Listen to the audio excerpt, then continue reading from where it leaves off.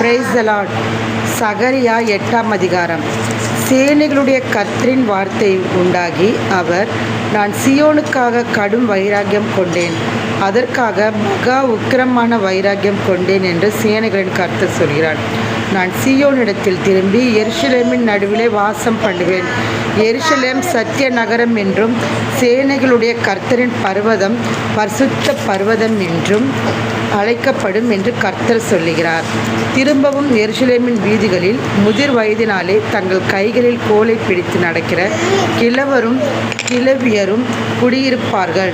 நகரத்தின் தெருக்களிலே விளையாடுகிற ஆண் பிள்ளைகளும் பெண் பிள்ளைகளும் அதன் வீதிகளில் நிறைந்திருக்கும் என்று சேனைகளின் கர்த்தர் சொல்லுகிறார்.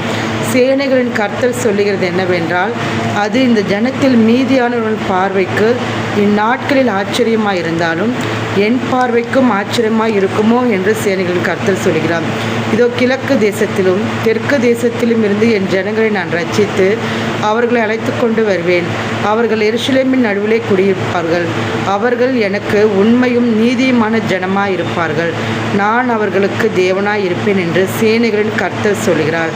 சேனைகளுடைய கர்த்தரின் வீடாகிய ஆலயம் கட்டப்படும்படிக்கு அதன் அஸ்திபாரங்கள் போடப்பட்ட நாள் முதல் கொண்டிருக்கிற தீர்க்கதரிசிகளின் வாயினால் இந்த வார்த்தைகளை இந்நாட்களில் கேட்டு வருகிறவர்களே, உங்கள் கைகள் திடப்பட கடவது என்று சேனைகளின் கர்த்தர் சொல்லுகிறார். இந்நாட்களுக்கு முன்னே மனுஷனுடைய வேலையால் பலனும் இல்லை, மிருக ஜீவனுடைய வேலையால் பலனும் இல்லை. போகிறவனுக்கும் வருகிறவனுக்கும் நெருக்கடியின் நிமித்தம் சமாதானமும் இல்லை.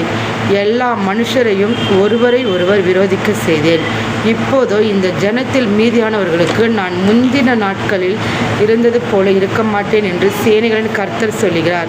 விதைப்பு சமாதானம் உள்ளதாக இருக்கும். திராட்சை செடி தன் கனியை தரும், பூமி தன் பலனை தரும், வானம் தன் பணியை தரும். இந்த ஜனத்தில் மீதியானவர்கள் இதையெல்லாம் சுதந்திரிக்க கட்டளிடுவேன்.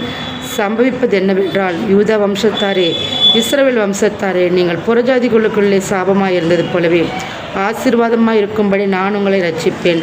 பயப்படாதீங்கள், உங்கள் கைகள் திடப்பட கடவது. சேனைகளின் கர்த்தர் சொல்லுகிறது என்னவென்றால், உங்கள் பிதாக்கள் எனக்கு கோபம் முட்டின போது நான் உங்களை தண்டிக்க நினைத்து மனம் மாறாமல் இருந்தது போல இந்நாட்களில் எருசலேமுக்கும் யூதாவுக்கும் நன்மை செய்யும்படிக்கு திரும்ப நினைத்தேன். பயப்படாதேயுங்கள். ஆமேன்.